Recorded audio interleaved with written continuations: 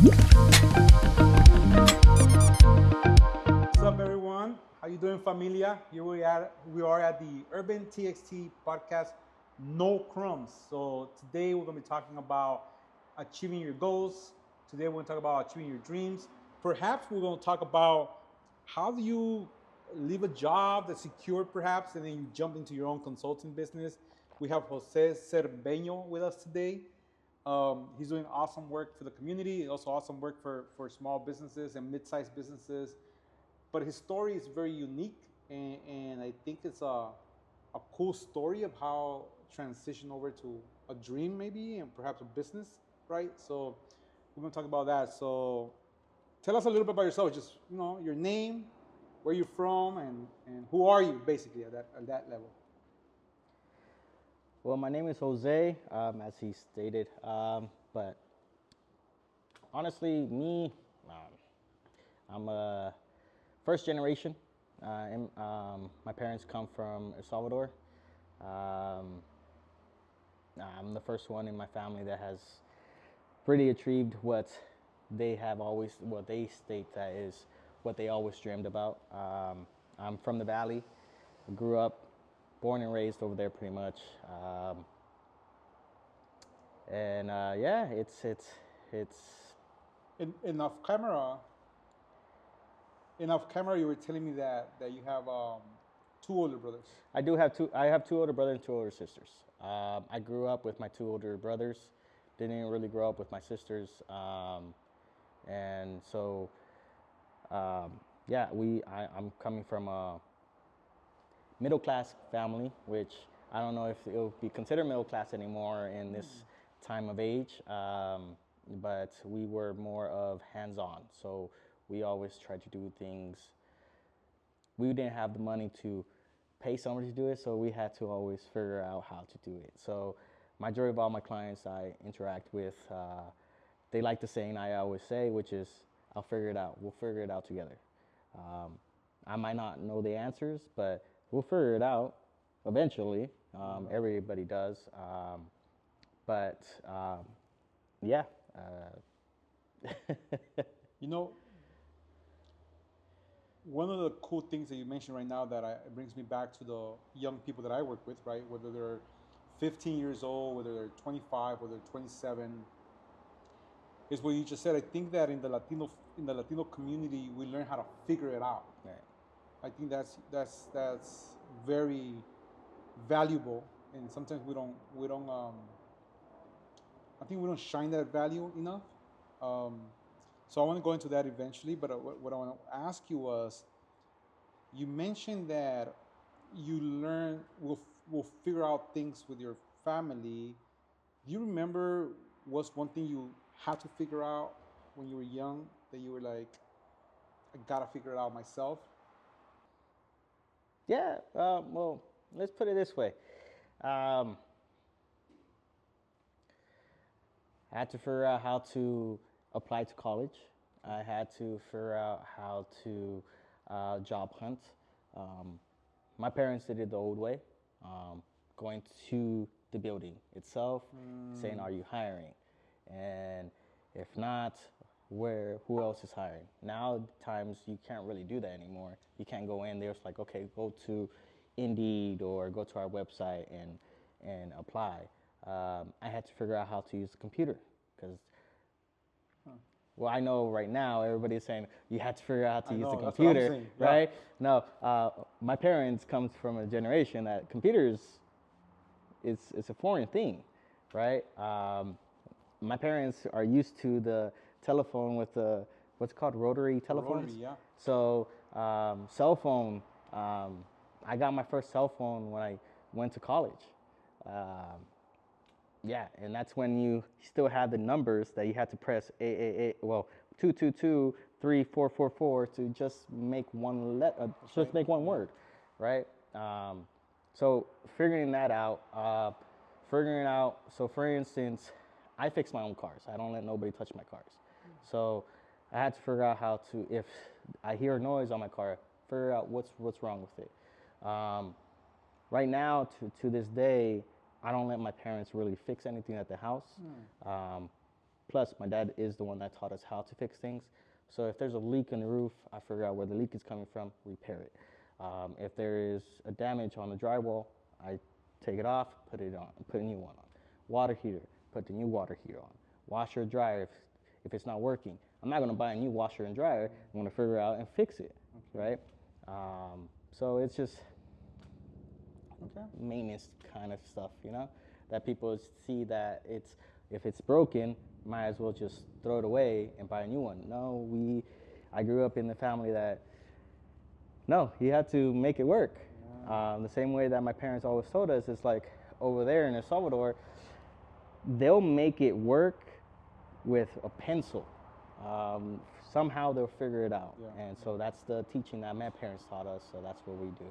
You mentioned applying for college, so you had mentioned to me that you went to CSUN first. Correct. So Cal State Northridge, right? I always give the acronyms.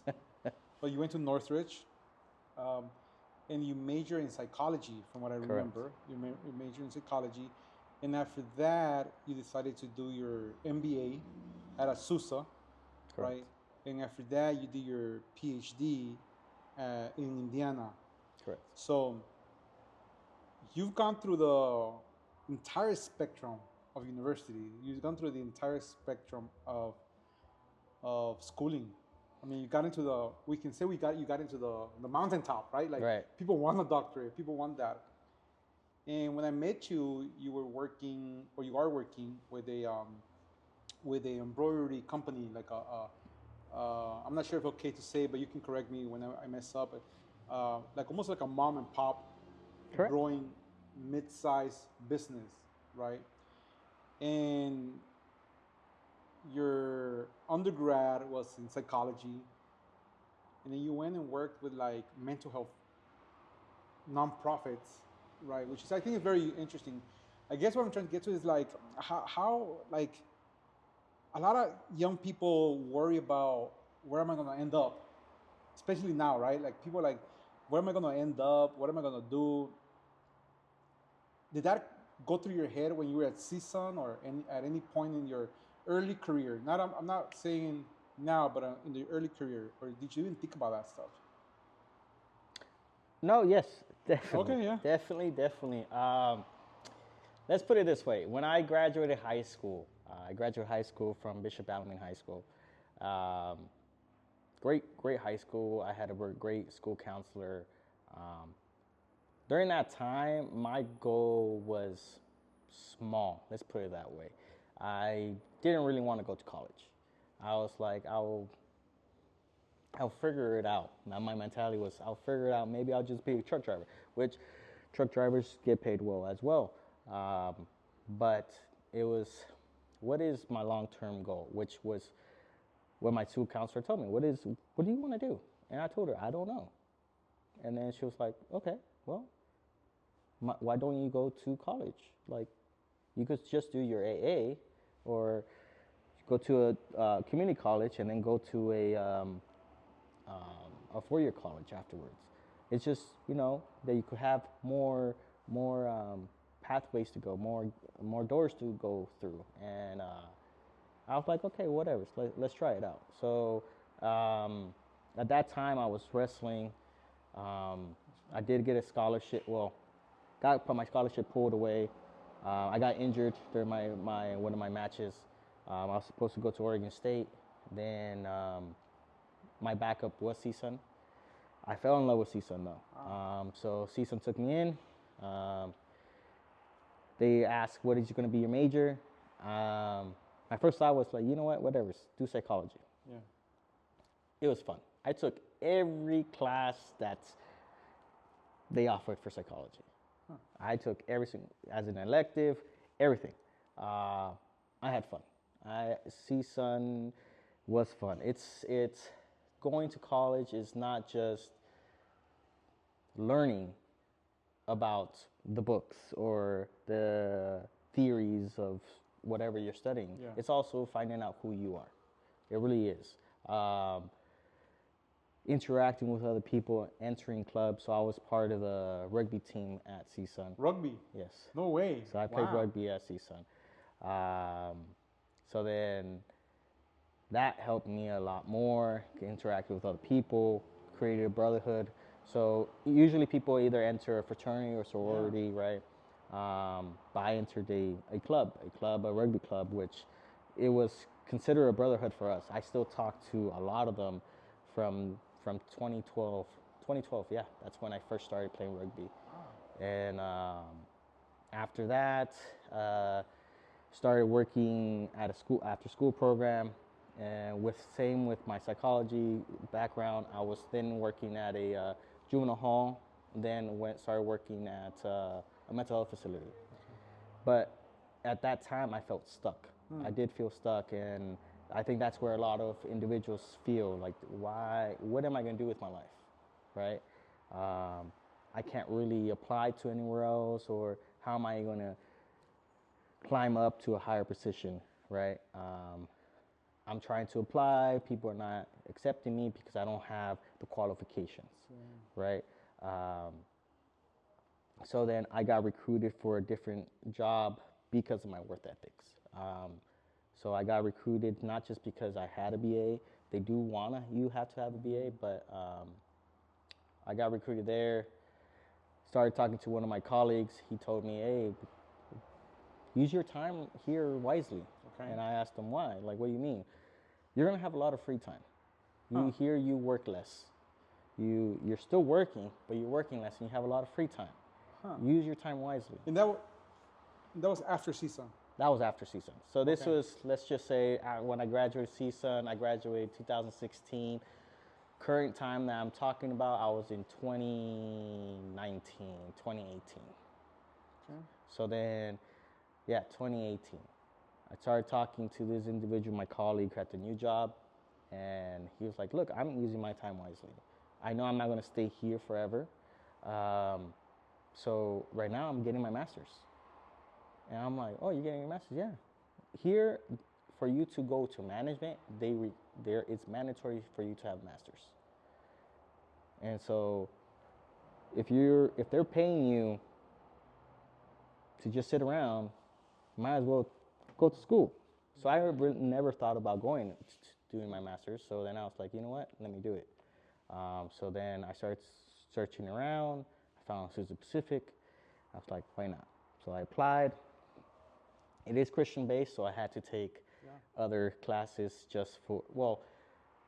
majority of all my classes, I had to end it up with scripture. I'm not religious in that fact, but doesn't hurt to put a little faith in what they believe in. It gives you a different perspective of things. After that, once I graduated, I saw the company was not doing that well, so I quit. And this is where when I'm piggyback what you said, people feel stuck, right? What direction am I going to take? That's how I felt for 2 years. Okay. I was unemployed for 2 years. So you were unemployed for 2 years? I was unemployed for 2 years. With your master's? With my master's. And I was in my doctorate program already. Oh, wow. So my savings were getting depleted quick, right? So I had enough savings to pay for my doctorate, but at the same time, life is still going on. And then in my mind, I'm like, did I do the right decision? I start talking to my old colleagues. They're like, no, you did a great job. Like, you left at the right time. Right now, it's a mess here. They're letting go of people. And then they're making you work more than you're supposed to be working. And then I'm like, all right, cool. Like, but I started applying. A lot of places were telling me I'm overqualified. Yeah. I'm overqualified. And I'm like, I don't care if I'm overqualified. I'm applying because I want a job, right? So I felt stuck. I really did feel stuck. I'm still doing my doctorate, and I'm like, should I just stop? There's a class that my doctorate program makes you take, which tells you, are you sure you want to continue this path? Why do they make you take that class? It makes sense after you graduate. Because they tell you, you might lose your job. You might lose your partner. You might get a divorce. Family members will never talk to you again. You might lose friends. You might lose your house. And I said, "Are you sure this path is worth it?" But it's a this big disclaimer. Like, look, it's a good goal. But are you sure? Because you might lose a lot. And then I'm like, at that time, I'm like thinking, like, damn, this is really happening. At that time, I did lose my relationship I was with for 4 years.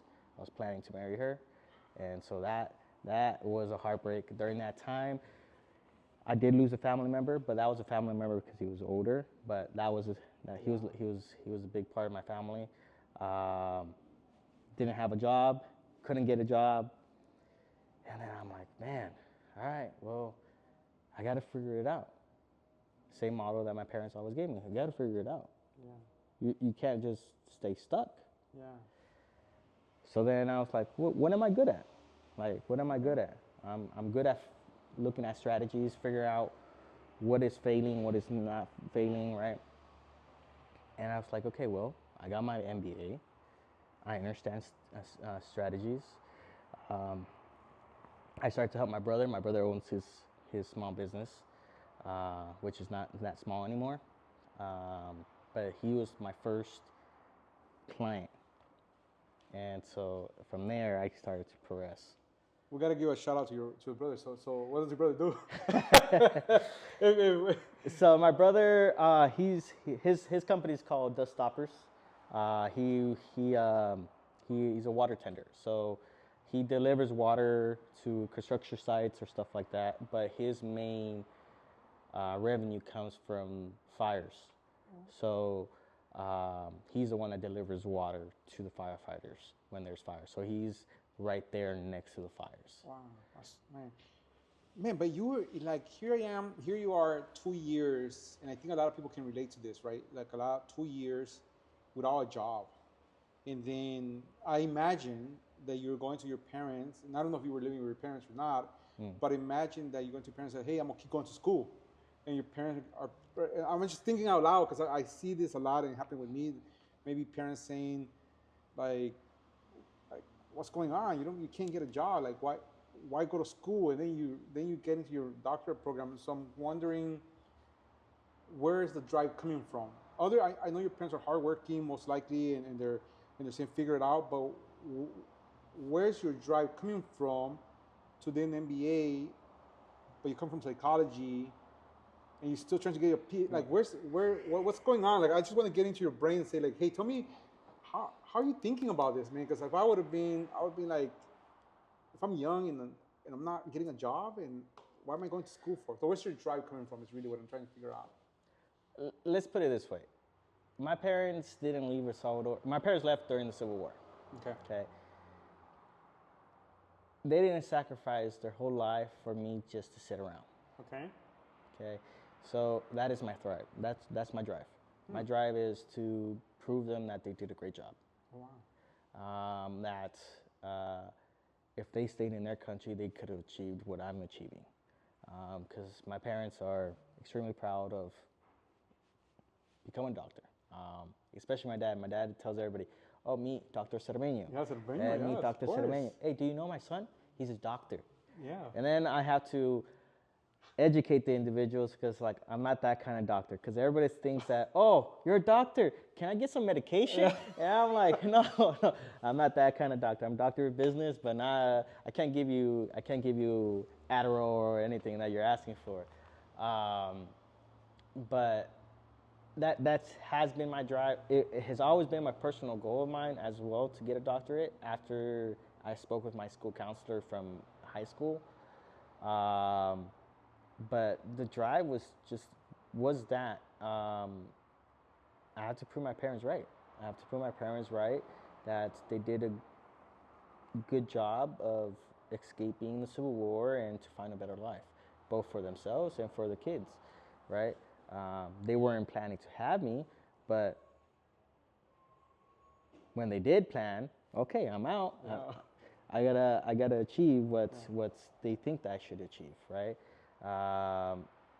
But besides that, it's I don't know. It was that. It just, it was a struggle trying to find that job. I was applying. I was applying left and right. My parents did support me into a sense to encourage me Yeah. to keep pushing. Because there's times I was like, I should just stop. Right. Yeah. What am I doing? Like, I don't have the money. I don't have the luxury of richer individuals, right? Let's put it that way. I'm fortunate. I'm fortunate for having support, but at the same time, my parents like, you got to figure it out, but you can't quit. Oh. Don't quit, Yeah. Yeah. because majority, if they told me, majority of people that quit don't continue. Don't beat that. Don't beat that statistic. Okay. Continue. Keep on pushing. If you can't find a job, we'll help you. Fortunately, my brother was helping me at that time as well. So I had the family support. During that time, my girlfriend at that time, she was big support as well. She knew I was getting frustrated at times, and she tolerated my frustration for a certain point, right? Because it was frustrating. It was frustrating. It felt like nothing was going right. I felt like I was doing everything I was supposed to be doing, and yet I couldn't get a job. And then what she kept on telling me, which I encourage anybody that has a master's, a BA, or a doctorate not to do, which this is my opinion, right? She kept on telling me, get a McDonald's job or a Burger King job. I was like, no, I would if I didn't have these degrees. The reason why I don't want to have these degrees, and I told her, there was a post I saw when I was applying for a tutoring job. No, it was not a tutoring job. It was like a babysitting job, right? And they require you to have a master's. And they're paying you minimum wage. A lot of people are in debt that went to school for the BA. Master's is way more expensive. Yeah. And you're gonna pay me minimum wage, and I have to have a master's. Same thing goes with McDonald's or Burger King. They just require high school diploma, and they're paying you a little bit more than my minimum wage, right? But my theory is, if I start working there, the expectation that the employer is going to have is, okay, we're getting people that have masters, and they're doing a great job, and they're accepting $21 an hour. Now this is going to be the new requirement. You have to have a master's to just work here. So that's my theory, and that's how I have been seeing. And then now that I have a stable source of income, I laugh at it. I laugh at it because I'm seeing it. I'm seeing it with a lot of other jobs that are, you just need a high school diploma. Man, you just dropped like a gem, man. Because I wanna talk about that. I think that it's important that you mentioned that. I share you not getting a target job, but I also have to say that it's a struggle for many people to hold on, right? Because almost like you're holding on by a string, and you can't. You have pressures. In this case, perhaps the girlfriend saying, "Bro, like we're gonna go to the movies. You got to bring some money too, right?" But I want to go there because I think that's important for males. How do you mentally combat that, or how do you verbally combat that?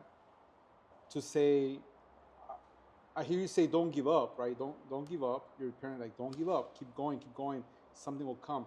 But how do you mentally combat that? And you're a psychology major working mental health, so I'm wondering, like, what do you tell yourself, or what do you do to mentally combat that, or to tell people, like, I'm not gonna get a McDonald's job. I don't care if they're gonna pay me. I'm gonna keep going until I get the job that I want. But I might be struggling. I might not be able to go out. I might not be able to. My girlfriend may not understand. My dad may not understand. My mom may not understand. But I'm not gonna go and get the job. And I hear those stories all the time. So I wonder, how you told yourself, or what you were telling yourself. Let's put, I can't compare myself with others, especially because my family is not like others. Okay. Like I said, my parents left during the Civil War. My dad is military. Okay. Yeah. So he raised us Yep. Levántese temprano. Yes, Yeah. now that we're older, we're slack off. We Yeah. joke around with my dad, but it's always been, hey, you gotta figure it out. You're a man. So as Latinos from older generation, men, we consider it now in this society, this time of age, that is toxic. But the way I see it, the way that my dad raised us, it is not toxic. Uh, my dad always told us, respect your mother,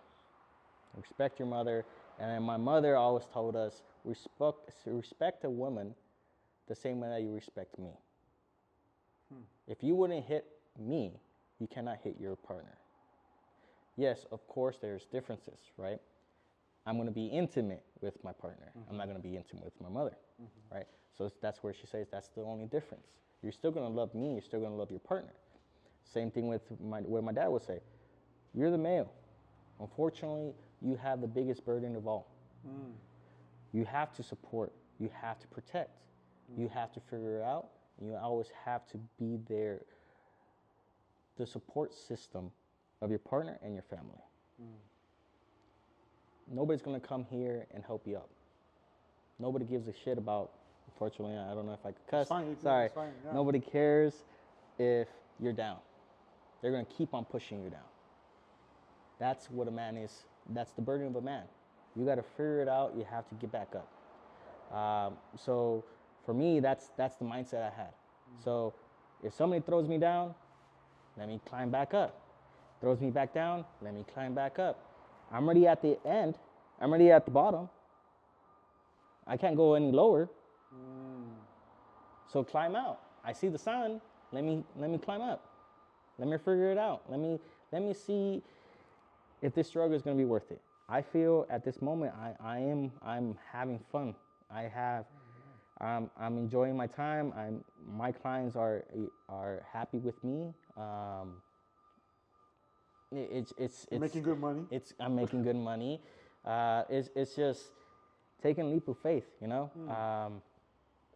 If we wait for the perfect timing, you're always going to be sitting down. Yeah. I'm wondering if, because I want to see where we go with this.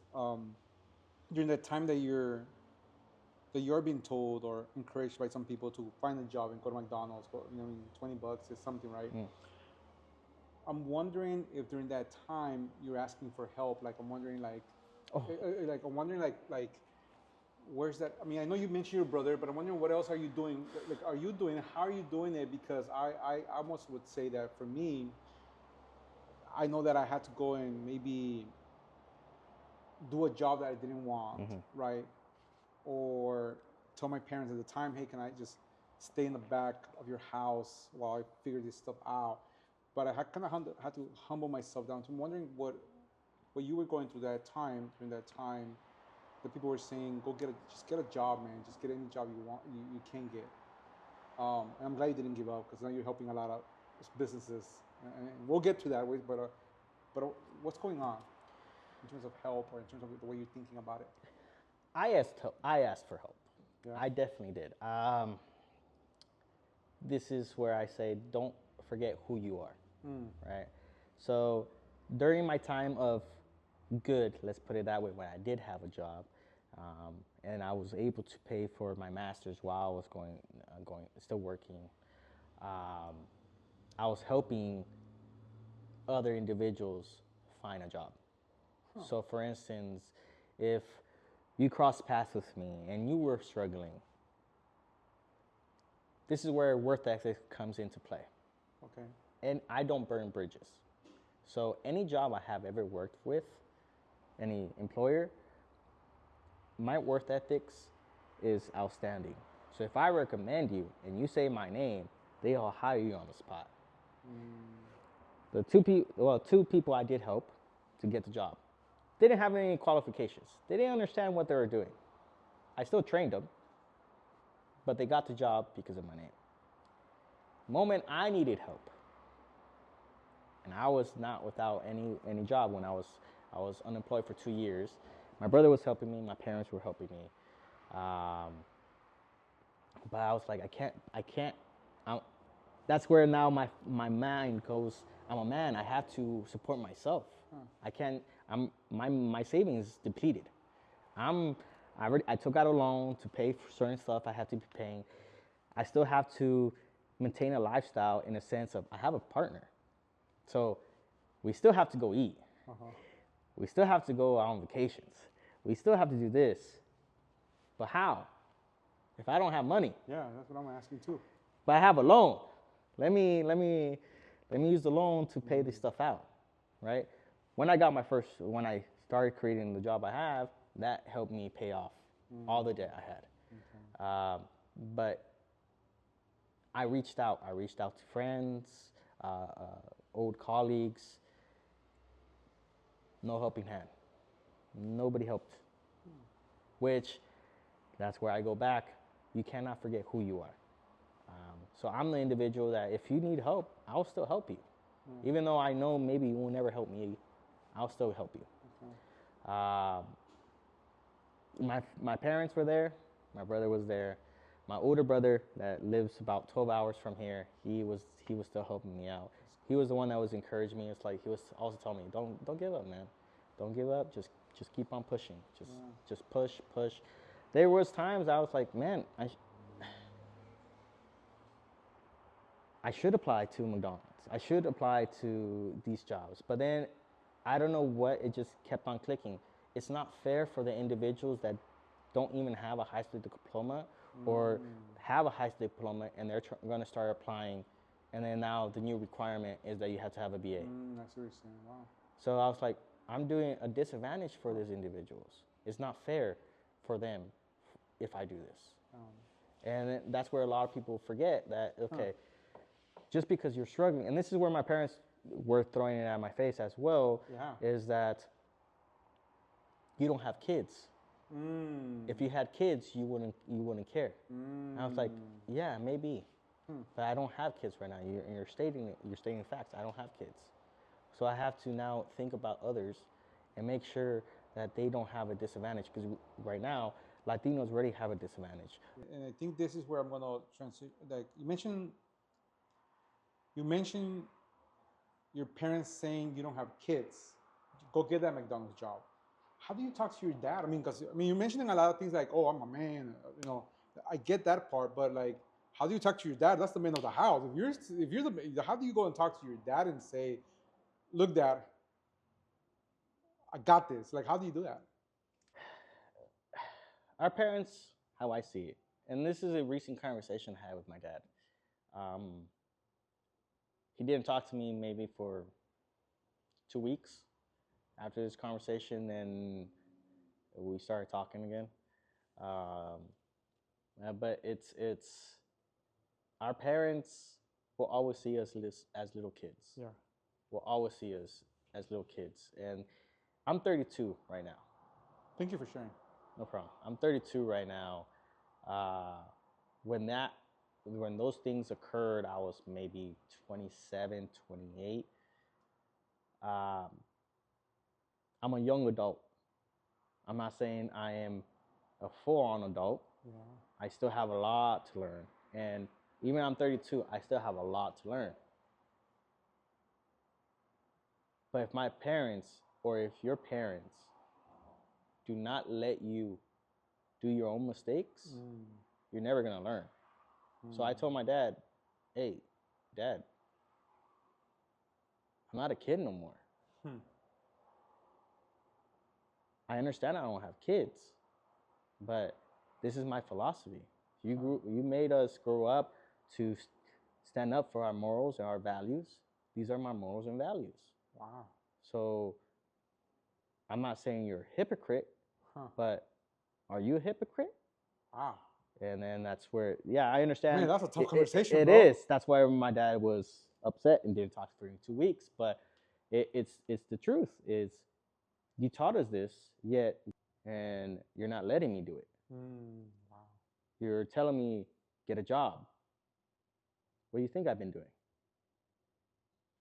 I have, and I showed him. Here's my laptop. See these thousand emails I've sent?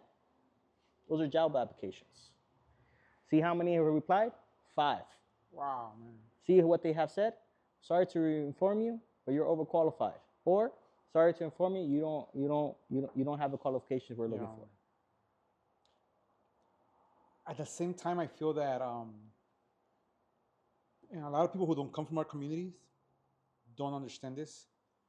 That we are also educating our parents as we go through our process. Like, for me, to this day, it's hard to explain to my parents what I do. Oh, you hang out with kids.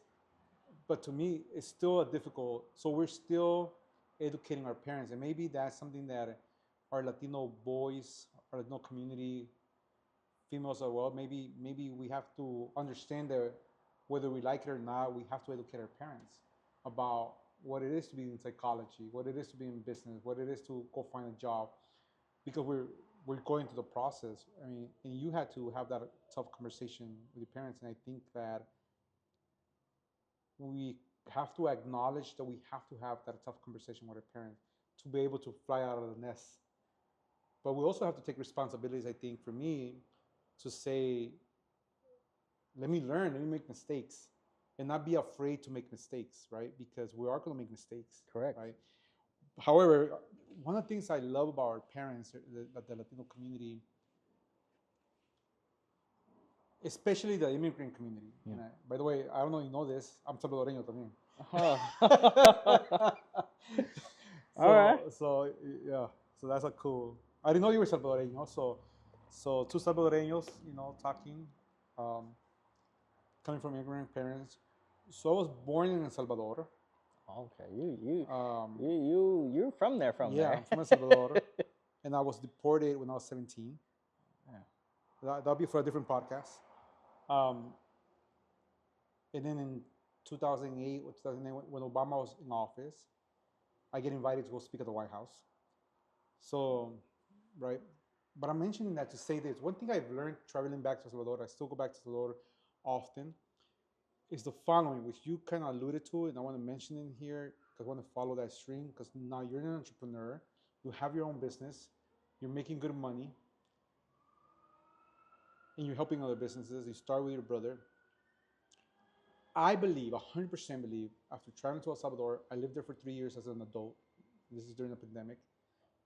And I learned that every single immigrant kid or every single immigrant person, especially us, our generation, and then the generation now, whoever's an immigrant descendant, I believe we have a cool strand inside of us that is an entrepreneurship DNA. I believe we all have a DNA entrepreneurship DNA strand inside of us. Why? This is what I learned. This is really cool for me. So hopefully you share it. When I was in El Salvador, somebody, a dad, a mom, has to say, I will take a new venture. The new venture is the United States of America. That's a new venture. And how do I do that? I have to say I have to invest in myself. And what I need to invest anywhere from $10,000 to $20,000 to go create this new business called America. So how do I get there? So then I had to think, I'm gonna sell my cow. I have a little house, a terreno. I can sell that. Or I'm gonna go to a bank, which is really a loan shark. Yeah. But I'm believing in myself, and I'm gonna go get a loan for this new venture, and I'm gonna pay that back. So I put it in that context because I think a lot of us don't understand that we come from our DNA is entrepreneurship. We are people who invested in ourselves from the day that we left our countries, and we go and travel. At least from El Salvador, 3 borders. You gotta go through Guatemala, go through Mexico, and get to the United States. And you have to negotiate through all the things, right? So you're learning a lot. And then you get here, you gotta build something here. So you can pay back that loan, so you don't lose your house, you can get the cows back. and I say that because I don't know if people know that. Like, we are entrepreneurships at our core. We're investing ourselves, and then the return on investment is us. Like, you are a return on investment to your parents. Correct. I am a return on investment to my parents, right? Whatever I create is a return on investment. So I want to talk about that entrepreneurship spirit that you have, and you're doing it. But sometimes we don't see that way, that they are that. And I tell people all the time, I say, There's no difference that our dad or mom or tia, whoever came first, there's no difference between them and Elon Musk. There's no difference. There's zero differences. Because we may think Elon Musk is doing something impossible to get to Mars. Well, shit, can he get to the United States with zero money? That's an impossible task. That's an impossible venture. I gotta cross, for some of us, I gotta cross a whole desert. It is no difference between us and Elon Musk. There's no difference, right? So you were doing a business. You decided, let me jump and help businesses, right? You could have gone and worked for Deloitte. You could have gone and worked for the big tech companies. I mean, you have an MBA, you have a doctorate in business, you're doing well. Tell me about that strand, that entrepreneurship strand that you have, and how did that finally snap? First of all, how did it snap? All right. Well, piggybacking off what you're saying is it's my mom when she came over, she was a maid. She was a house. She was a hotel maid. She will clean everything, but then she realized that her it's not a secure job. They could fire her at any moment, and then she kept on telling us like, look, we're, our family is not meant to follow. That's why you're always going to be bumping heads with people. We are meant to lead or have our own business. Wow. And so my mom she started selling clothing. Huh. Clothing, jewelry, high quality jewelry. So she knows downtown like really well. She knows which one. Well, now it's been a cool minute, but before she was like, oh, that street is one way. Oh, that street is gonna be closed tomorrow. Or yeah, right. And so that's how she made money for the family. And then during that time, my dad was a truck driver. Okay. So before he became a truck driver, he was from job to job. But then my mom was like, look, I'll pay for your schooling for truck driving. Wow. And you do it, right? This is where I see my partners.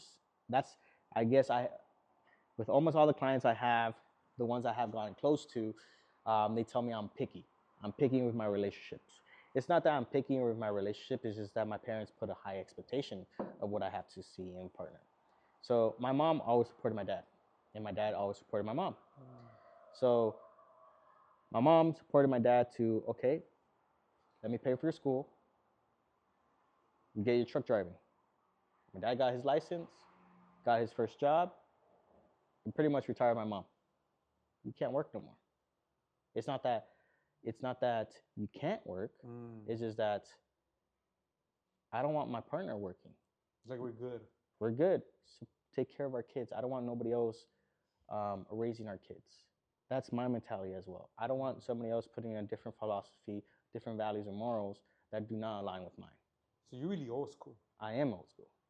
So I'm not saying that your values are not the same as mine, but I want to have a say, or at least leave an imprint in my child's life of what are my values. Who am I? Who are your ancestors? Right? Have an open mind. If you don't have an open eye, if I didn't have an open mind, I wouldn't be where I'm at right now.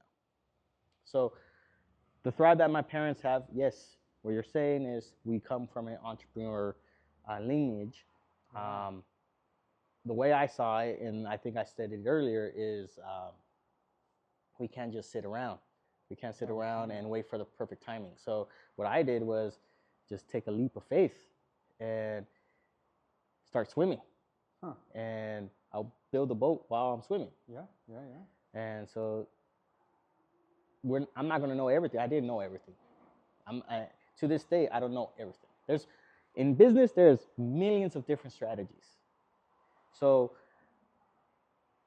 how I tell every new client, because I work with big ranges of clientele. So it could be embroidery, it could be a trucking company, it could be a bookkeeping company. It's numbers is numbers. Strategies are strategies. Each strategy is going to be different, right? So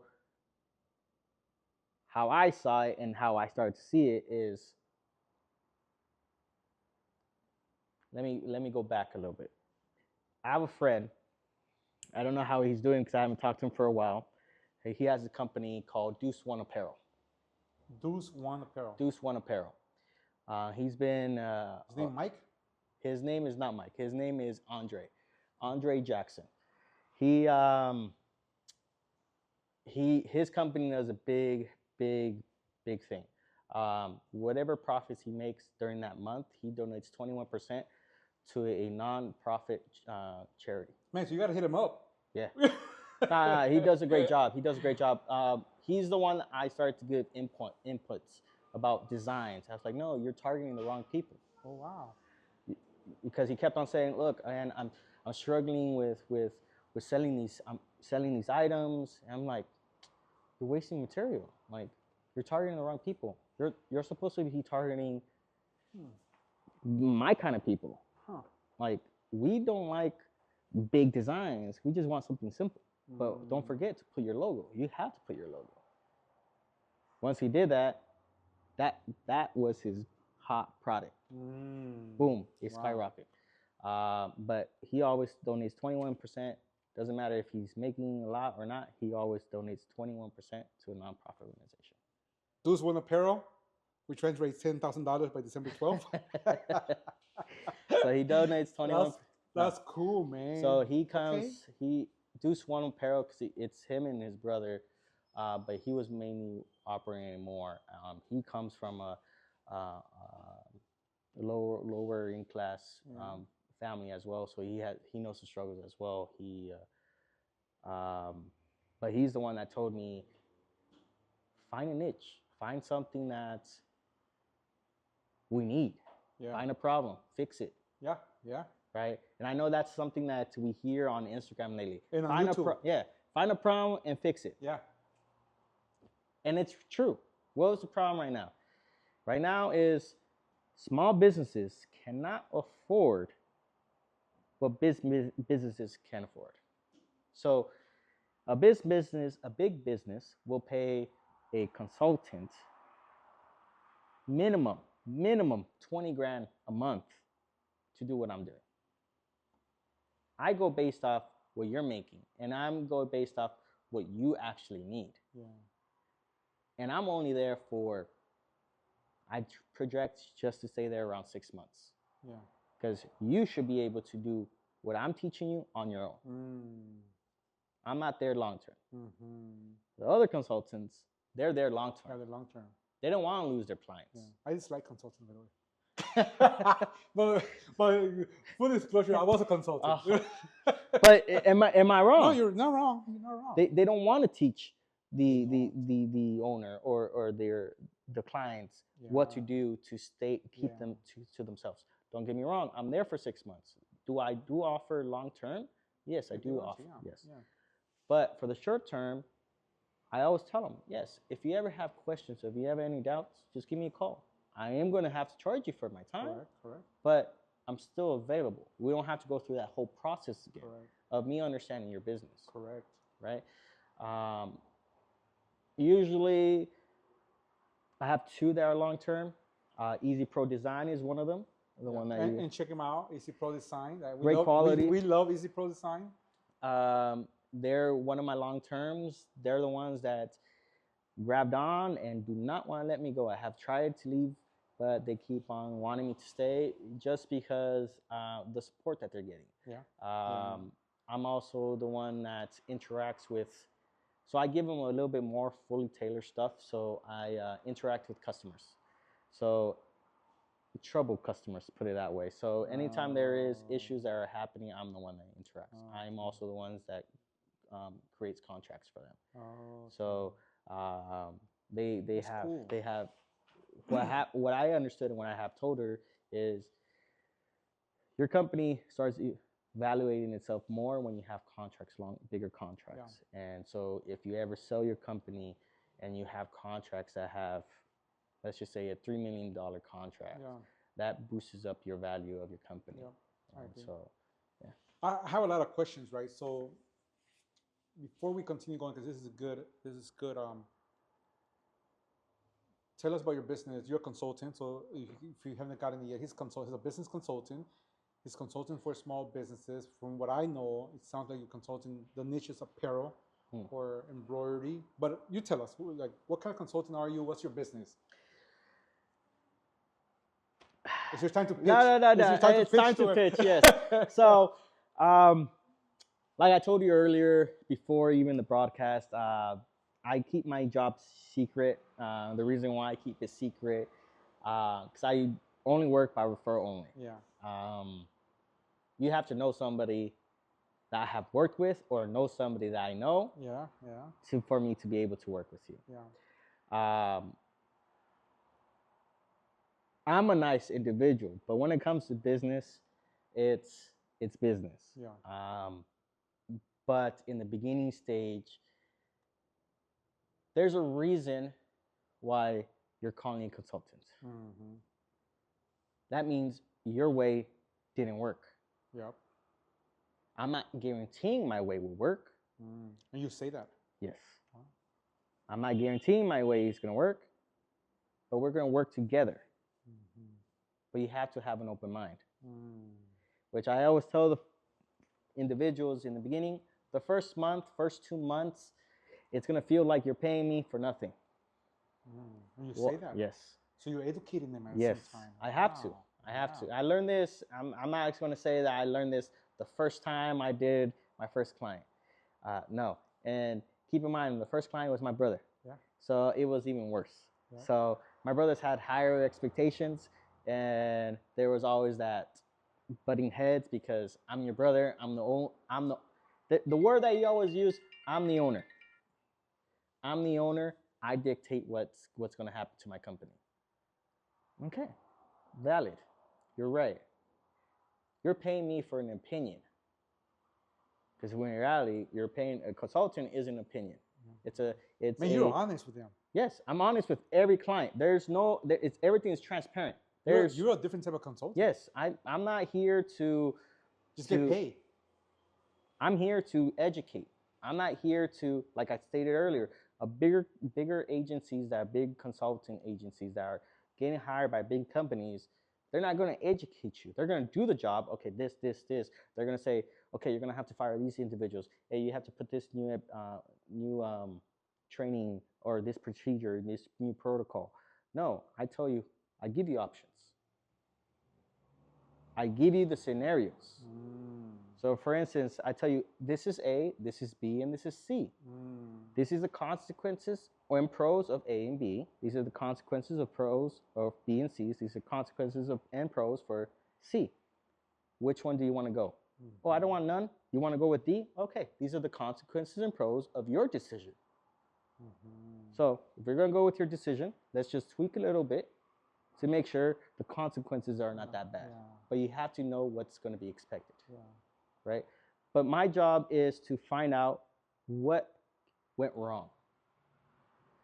So every company that I have worked with, I tell them, numbers is the same thing. I have to see what your employees are doing. So the first month, your employees are not going to act the same.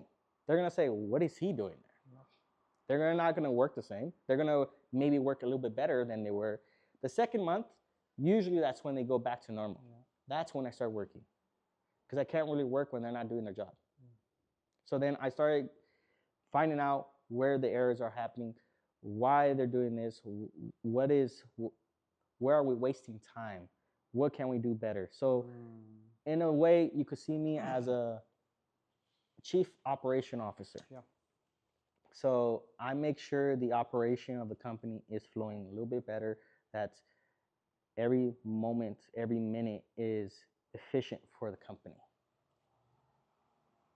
How do you convince them, man? Because the reason I'm asking that is because I'm thinking like, I think for an entrepreneur, for those of people there, because when we listen to entrepreneurs, is how do I even convince my client that they need me? Because for a small business, I mean, that's why one of the reasons I wanted you in the podcast, because I think it's such a cool thing that you're doing, because you get it that they cannot afford the Deloitte consultant. They cannot call that $20,000 a month consulting, but you were like, let me bet on this small business.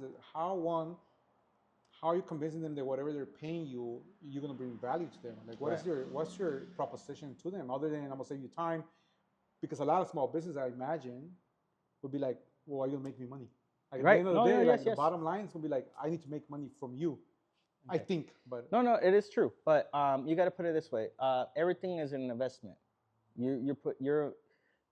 This was an investment to keep me up. Coffee, $4. Was it $4? $5? yeah, $4. To keep me up. But it might not work. It might work. I might be super tired. It won't work, and I'm gonna fall asleep right after this broadcast, right? But I have to now shout out to Andre Jackson again from Juice One Apparel because he's the one that advised me about this too. I worked with my brother for a bit. After that, it was with Veronica, which is from Easy Pro Design. Then there was another client that I cannot disclose because I have an NDA. With them, they weren't referred. I reached out. So what Andre Jackson told me was, before I even started this venture, was that when I was struggling finding a job, he told me, "Why don't you work for free?" And I'm like, "What do you mean work for free?" Wow. Like, yeah. And he's the one. He has worked with me before, and he's like, "Your work ethic speaks volumes." And then if you don't even know how to do it, you figure it out, and you do it better than how they're teaching you. Yeah. So offer to work for free. Bet you anything they're gonna accept you. I threw that pitch to that client. That one client. They had at that time I couldn't really sell myself that much. I didn't really know how to present myself, and so they weren't convinced. And I was like, "Look, give me 3 months. Don't pay me. If I can't turn around your company in those 3 months, what are you gonna lose? Yeah. At least you got a different insight of your company. Yeah. But if I am able to turn it around, this is what you have to pay me in those 3 months. Yeah. Do you agree?" Yeah. And I was like, "It's up to you. You could lie to me and tell me, oh, I don't see any." Correct, because they can. Yeah. I was like, "That's on you, and it's okay. There's no hard feelings. But if you see an improvement and believe of the path that we're going through, and you see revenue kind of going up, then you're the one that's going to dictate. It's not me. It's your opinion. Yeah. Say yes or no." That's where now, after that, that's where I only work by referral only. So I don't sell myself anymore. I don't have to pitch myself anymore. My clients do. Veronica is the one that kind of pushes out a lot too. She's like, "Hey, I have this consultant. He's a great job. He does a great job. He has boosted my revenue. Look, we're at, well, you saw their new location. Yeah, the new location. Yeah. We're still ramping it up right there, but we're getting new clientele.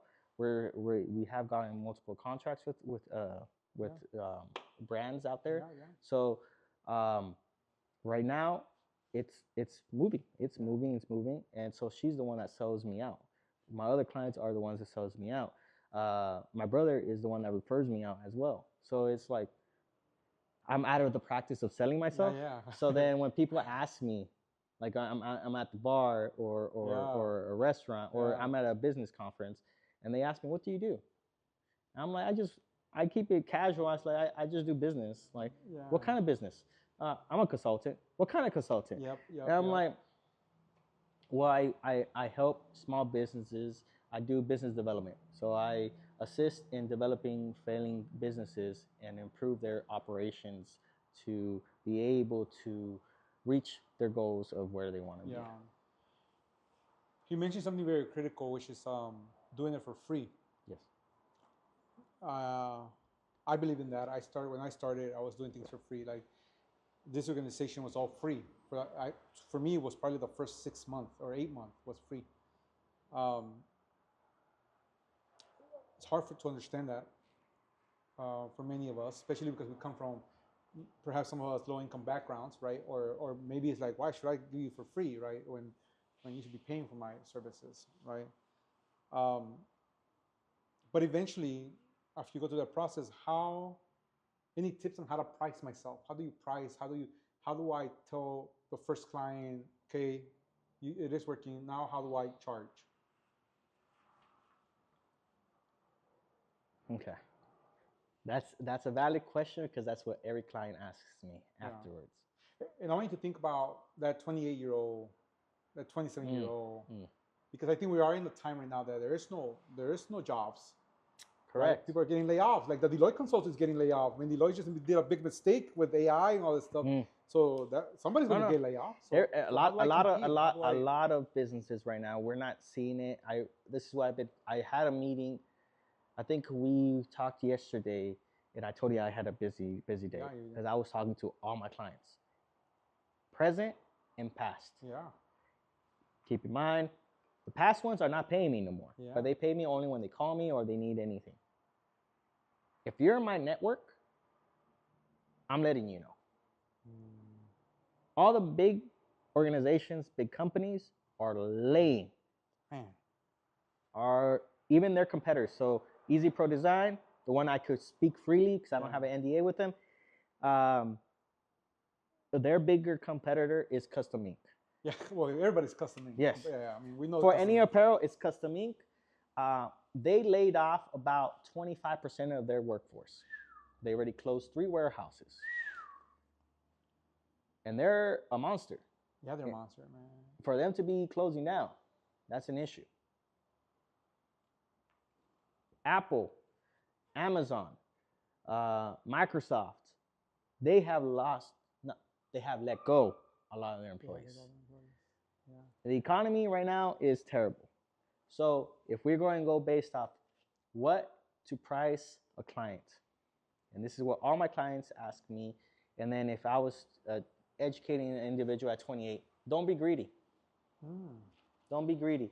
The reason why is because if you're an entrepreneur, and this is where a lot of entrepreneurs or business owners forget, you're not your own boss. You're not. Never. You think I'm my own boss? I am not my own boss. Yeah. My clients are my bosses. Yeah. But I have to educate them as well that they're my clients, not my boss. But at the same time, I'm honest with them. If you're not eating, I'm not eating. Correct. So I have to make sure you're eating for me to be able to eat.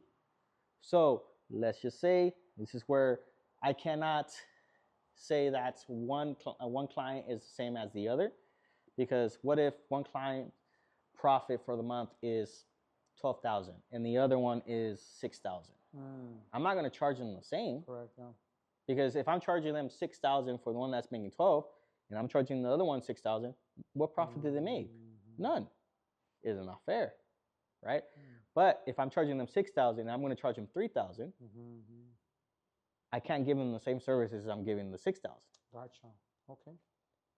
So there is okay, what services can I provide? And that's where, in the beginning, we want to be friendly. And this is something that I'm struggling still to this day. I'm still friendly with, I give more than I'm supposed to be. And I have to make sure I am fair with all my clients.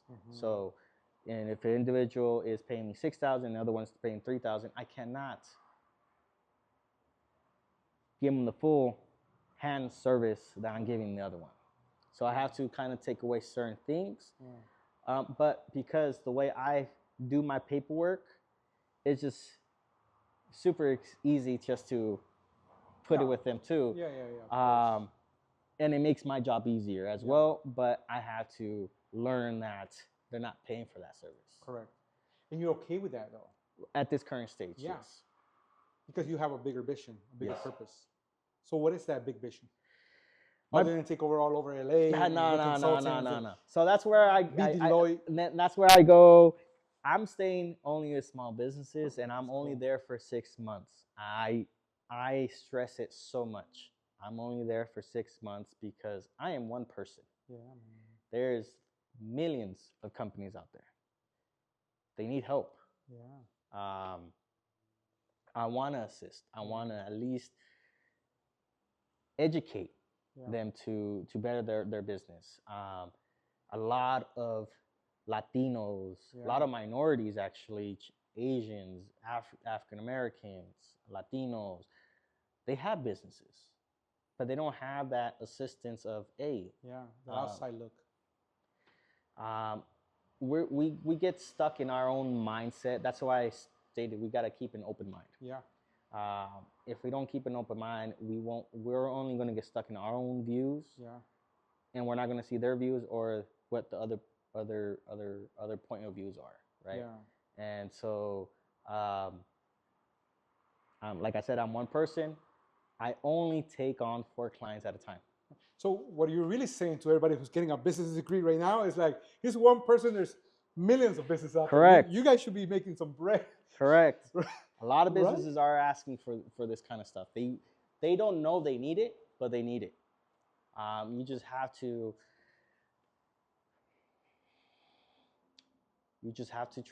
just try to convince them. And if it's not with a, don't go cold calling. You don't have to go cold calling. Find a friend that has a business.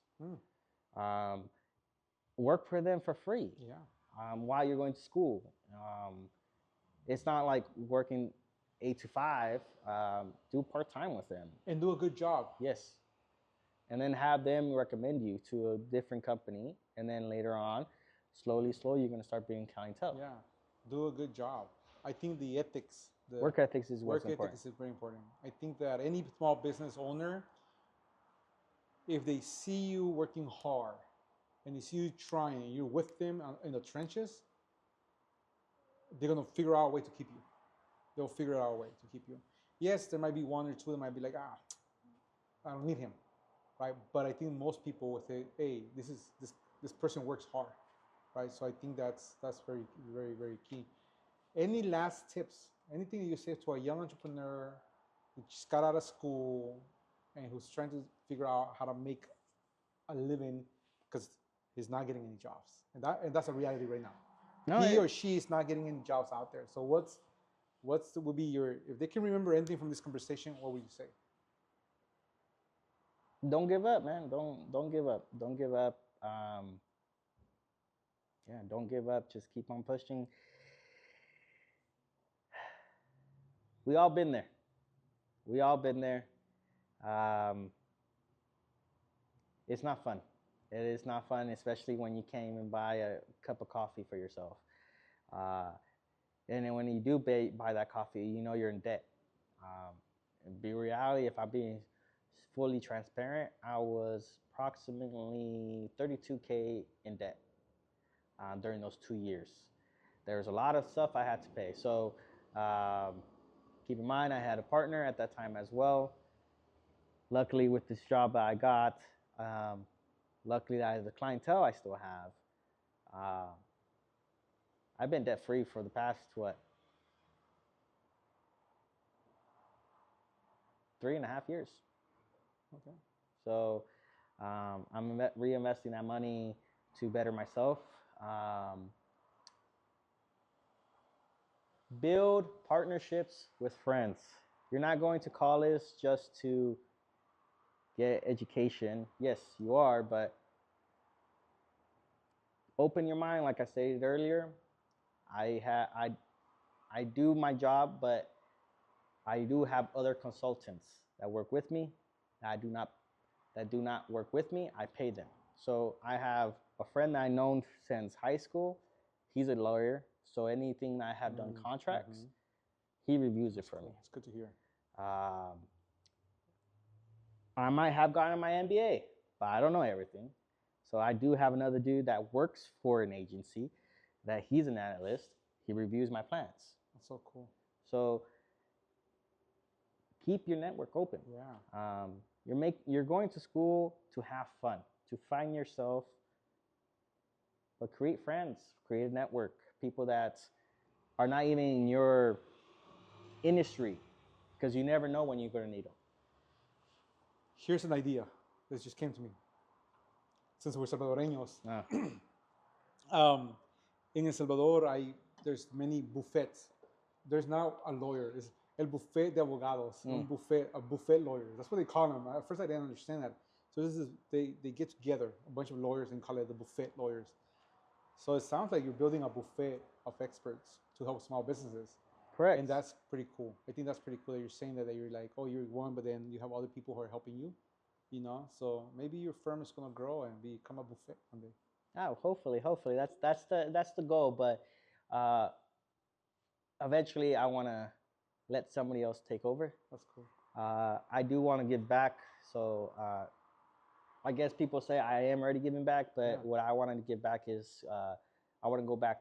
I want to be a professor in a university. Oh, you do? Yeah. So pretty much teach what I've learned so far. Okay. So it's good to know. Sometimes it's what I learned from after school. Sometimes that one person makes a big difference. So maybe, and this is me putting it to the universe and to you, is maybe we should have the first class here on how to become a consultant for small business owners. I mean, well, we could try. We could try. You know, like we'll put. I mean, there's a lot of people looking for jobs, you know. So maybe they just don't know how to be a consultant for a small business, because small businesses are like, no, para qué te voy a pagar, you know. So let's talk about it more. Yeah, sounds good, brother. Hey, Jose, gracias. No, I appreciate you having me. Appreciate you, man. What a great surprise of both Salvadoreños doing good stuff, you know. Perhaps it will become a Salvadoreño thing. Yeah, hopefully. All right.